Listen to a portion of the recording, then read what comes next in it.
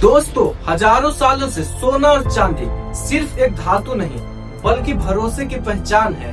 लेकिन सवाल ये है, जब दुनिया अनिश्चित होती है फिर भी कभी कभी इसके दाम क्यों गिर जाते हैं, और क्या आने वाले समय में इसकी कीमत बढ़ेगी या नहीं? तो आइए इस पूरी कहानी को इस वीडियो में समझने की कोशिश करते हैं।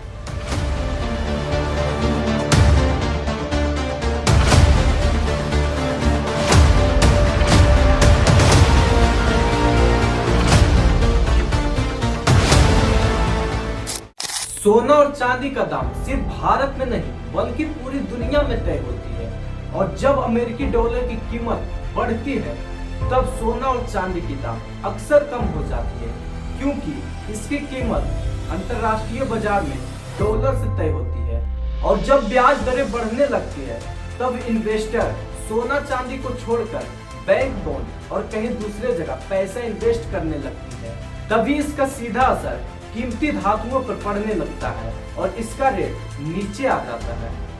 जब गहनों की मांग कम हो जाती है या इन्वेस्टर अपना मुनाफा निकालने लगता है तब भी सोना चांदी दबाव में आ जाते हैं। इतिहास गवाह है, जब भी दुनिया में डर बढ़ती है तो महंगाई तेजी हो जाती है या आर्थिक संकट आता है, और सोना चांदी फिर से इन्वेस्टर के लिए एक सहारा बन जाता है।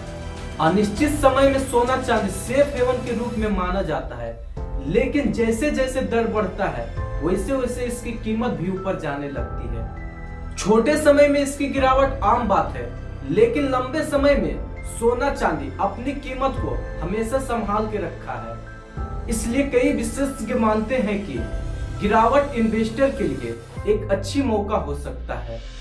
सोना और चांदी सिर्फ मुनाफे का जरिया नहीं बल्कि सुरक्षा का कवच है।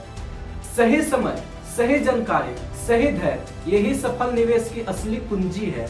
दुनिया का सबसे ताकतवर सेंट्रल बैंक अमेरिकी फेडरल रिजर्व सोना और चांदी की कीमत पर गहरा असर डालता है। जब फेड ब्याज दर बढ़ने का संकेत देता है तब इन्वेस्टर सोना से अपना दूरी बना लेता है, लेकिन जैसे ही दर स्थिर या कम होने की उम्मीद होती है तो सोना की कीमत फिर से ऊपर बढ़ने लगता है। ज्यादातर सोना और चांदी भारत में आयात किए जाते हैं। अंतर्राष्ट्रीय कीमतों के साथ साथ इंपोर्ट ड्यूटी, जीएसटी और रुपयों की हालत तीनों मिलकर भारत में अंतिम रेट तय होते हैं। जब भारतीय रुपये डॉलर के मुकाबले कमजोर होता है तो भले ही अंतर्राष्ट्रीय बाजार में इसकी कीमत घट जाती है, लेकिन भारत में इसकी कीमत बढ़ सकती है। यही वजह है कि कई बार ग्लोबल गिरावट का पूरा फायदा भारतीय ग्राहक को नहीं मिल पाता है। तो सवाल सिर्फ यह नहीं है कि सोना और चांदी का रेट गिरा या बढ़ेगा, सवाल यह है कि इस उतार चढ़ाव को समझकर आप सही फैसला लेने के लिए तैयार हैं।